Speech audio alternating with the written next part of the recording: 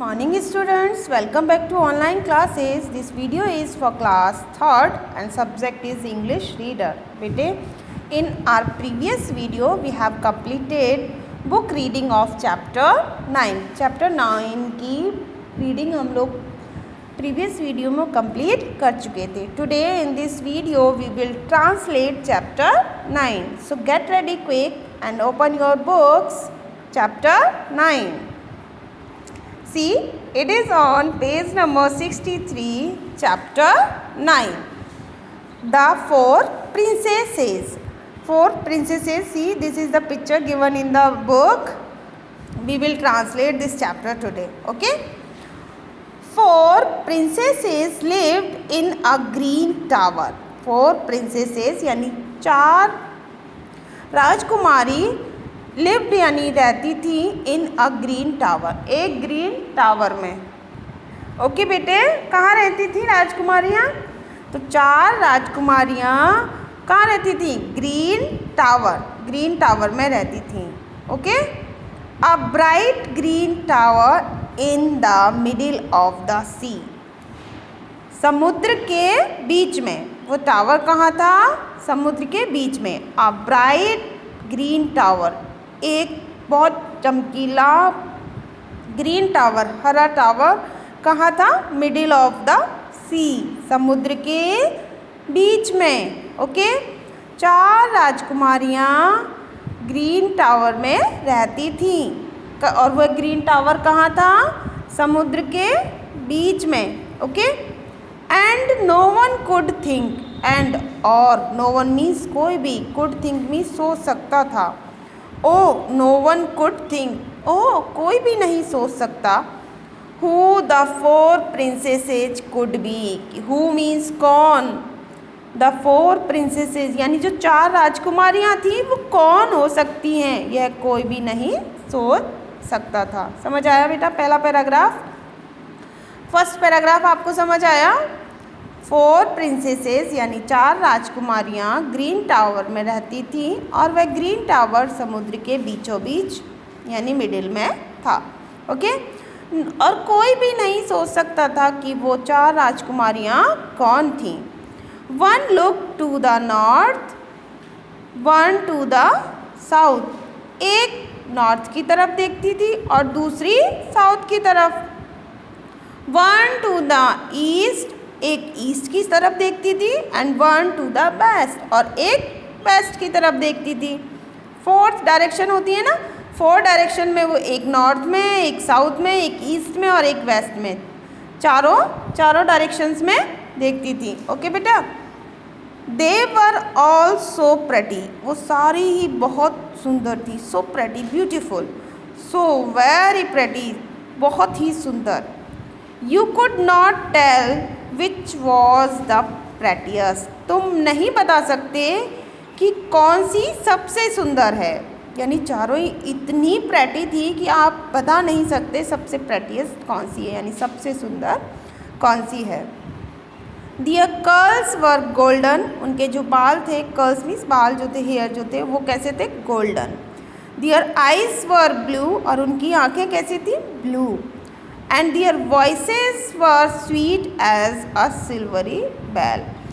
और जो सिल्वर की, चांदी की जो घंटी बनी हुई है, तो उसकी आवाज़ आती है, उसकी जैसी उनकी स्वीट यानी मधुर आवाज़ थी. उनकी आवाज़ चांदी की घंटी जैसे बजती है, उसके जैसे स्वीट थी. ओके बेटे. And four white bird around them flu. और चार पक्षी उनके चारों तरफ उड़ते थे. फ्लू मीन्स उड़ते थे. पास्ट की बात हो रही है ना, पास्ट की फॉर्म है ये फ्लू. तो फोर वाइट बर्ड्स उनके पास में उड़ते थे, उनके चारों ओर, अराउंड देम. ओके बेटा. But where they came from, who could tell. लेकिन वे कहाँ से आई थी? हु कुड टेल, कौन बताएगा? हु कुड टेल, कौन बताएगा, कौन बताता या कौन बताएगा. फॉर नो वन न्यू, क्योंकि कोई जानता ही नहीं था. वह कहाँ से आई थी यह कोई नहीं जानता था. और कोई जब जानता ही नहीं था तो बताएगा कैसे? ओके, किसी को नहीं मालूम था कि वे कहाँ से आई थी। And not a word could you hear them से, और कोई भी शब्द, not a word could you hear them से, मतलब उनसे कोई भी वर्ड आपने सुना नहीं होगा, कोई भी वर्ड आपने नहीं सुना उनको कहते हुए, यानी वे कभी बात नहीं करती थी, उनको कोई भी वर्ड कहते हुए किसी ने नहीं सुना। But the sound of their singing, लेकिन उनकी सिंगिंग की, गाने की जो आवाज़ थी वो लाइक चर्च बेल्स रिंगिंग, जैसे चर्च में बेल रिंग होती है ना, उस तरीके की उनकी सिंगिंग की आवाज़ थी। और उसके अलावा कभी वह एक शब्द भी नहीं कहती थी। Would sweetly float as they passed away, जो कि जहाँ से भी निकलती थी ना, जैसे ही एज दे पास्ड अवे, जब वह निकलती थी, विद स्वीटली फ्लोट, उनकी जो आवाज़ थी वह भी कानों में मधुर, यानी अच्छे तरीके से बहती थी। बहते का मतलब बेटा आती थी, उनकी जो स्वीट वॉइस थी, जब वो निकलती थी तो उनकी आवाज़ आती थी वहाँ से। For under the sun and under the stars, सूरज के नीचे, सूर्य के नीचे और किसके नीचे? स्टार्स के, तारों के नीचे। They often sailed on the distant sea, अक्सर वे, सेल्ड मीन्स यात्रा करना होता है, समुद्री यात्रा, समुद्र में यात्रा करना सेल्ड होता है। ऑन द डिस्टेंट सी, वह दूर तक कभी कभी समुद्र में यात्रा करती थी। They are in their green tower, उनके ग्रीन टावर में, यानी वो जो वहाँ उनका ग्रीन टावर था जहाँ वह रहती थी।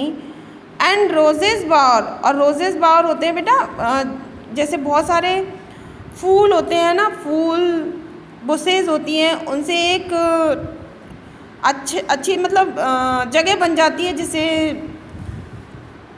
झाड़ियों के जो नीचे जगह होती है ना, जैसे पेड़ है, उनके पेड़ की जो शाखाएं होती हैं वो झुक जाती है तो वो जगह बन जाती है, वैसे उस टाइप का।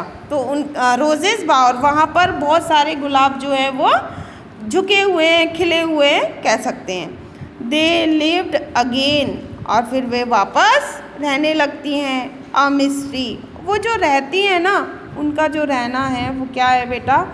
एक रहस्य है, बिल्कुल मिस्ट्री है, जिसको कि कोई भी सॉल्व नहीं कर सका, कोई भी नहीं जानता कि वे कहाँ से आई थी, है ना, और कोई भी नहीं जानता था कि वे